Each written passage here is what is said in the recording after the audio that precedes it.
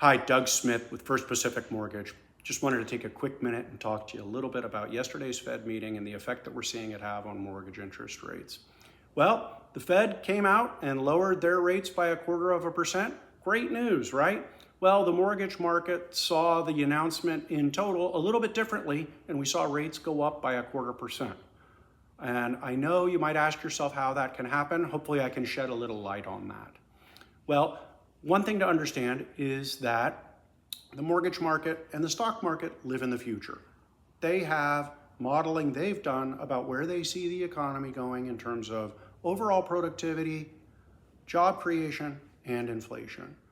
And the Fed's announcements and policies are only important insofar as they affect those projections. The only rate that the Feds actually control is what banks pay to borrow money overnight to meet their cash requirements.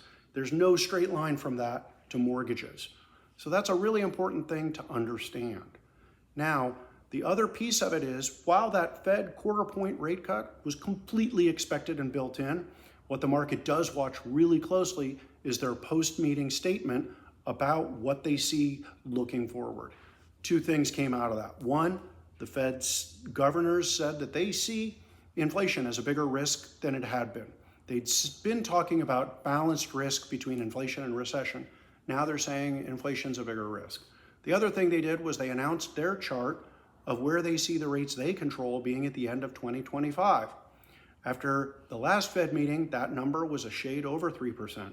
Well, they raised it to just under 4% after yesterday's meeting. So that's a jump of almost a full percent.